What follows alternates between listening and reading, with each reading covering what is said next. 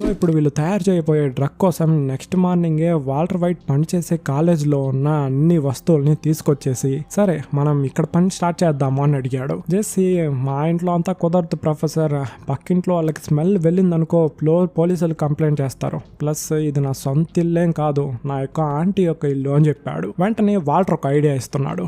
సరే మనం ఒక ఆర్వీ వ్యాన్ని తీసుకొని ఊరి చివర ఎడారుంది కదా అక్కడికి వెళ్ళిపోదాం, అక్కడ పోలీసులు గోల్ ఉండదు అని చెప్పి దానికైన డబ్బుల్ని ఎక్కడెక్కడో బ్యాంకులో అంతా తీసుకొని వచ్చి ఇచ్చాడు. జెస్సీ నువ్వెందుకు ఇప్పుడు ఇవన్నీ చేస్తున్నావు? సొసైటీలో నీకంటూ ఒక మంచి పేరు ప్రతిష్ట ఉంది, దాన్ని ఎందుకు నువ్వు చెడగొట్టుకోవాలి? నువ్వేమైనా డిప్రెషన్లో ఉన్నావా అని అడిగాడు. అందుకు వాల్టర్ నువ్వెందుకని డ్రగ్స్ అంతా అమ్ముతున్నావు?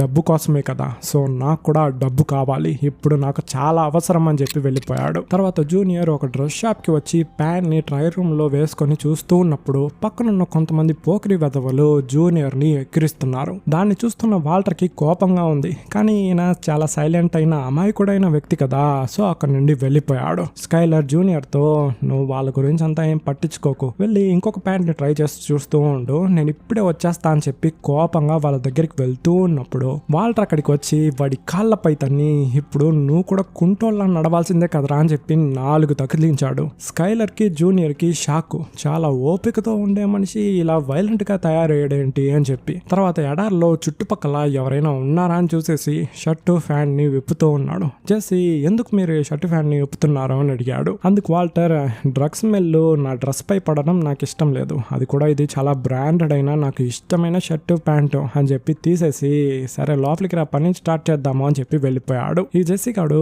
కెమెరా తీసుకొని మీరు ఈ చెడ్డీతో చాలా అందంగా ఉన్నారు అని చెప్పి వ్లాగ్ తీస్తున్నాడు. రే నన్ను షూట్ చేయకరా అని చెప్పి దాన్ని ఆపేసి ఇద్దరు పనిని స్టార్ట్ చేశారు. ఏవేవో కెమికల్స్ అన్నిటినీ వేసి ఆ వ్యాన్ లో నుండి పొగలంతా వస్తూ ఉంది. చివరికి ఆ ఫార్ములా ఏంటని కనుక్కొని ఆ క్లియర్ క్రిస్టల్ ని తయారు చేసేసారు. దాన్ని చూసిన చేసి యో ప్రొఫెసర్, నా లైఫ్ లో ఇలాంటి పెద్ద పెద్ద క్రిస్టల్స్ ని చూసిందే లేదు, నువ్వు ఒక ఆర్టిస్ట్ వి, సరేలే ఫస్ట్ నేను దీన్ని ట్రై చేసి చూస్తాను అని చెప్పి తీసుకుంటూ ఉన్నప్పుడు వాల్టర్ లేదు జెస్సీ, ఇది అమ్మడానికి మాత్రమే, మనమంతా యూస్ చేయకూడదు, ఫస్ట్ దీన్ని ఎలా అమ్మాలో ఆలోచించు అని చెప్పాడు. అందుకు జెస్సీ నాకు తెలిసిన ఒక డ్రగ్ డీలర్ ఉన్నాడు, వాడి పేరు క్రేజీ, వాడు కానీ దీన్ని తీసుకున్నాడు అనుకో దాని తర్వాత మనం లక్షాధికారులమే అని చెప్పి ఆ శాంపుల్ ని తీసుకెళ్తున్నాడు. కానీ ఆ క్రేజీ గాడు ఉన్నాడు కదా, వాడు జెస్సీ పై చాలా కోపంగా ఉన్నాడు, ఎందుకంటే ఆ రోజు పోలీసులు వస్తున్నారని చెప్పి వాడి మనిషిని వదిలేసి పారిపోయాడు కదా, అందుకని. జెస్సీ అవన్నీ పక్కన పెట్టు క్రేజీ,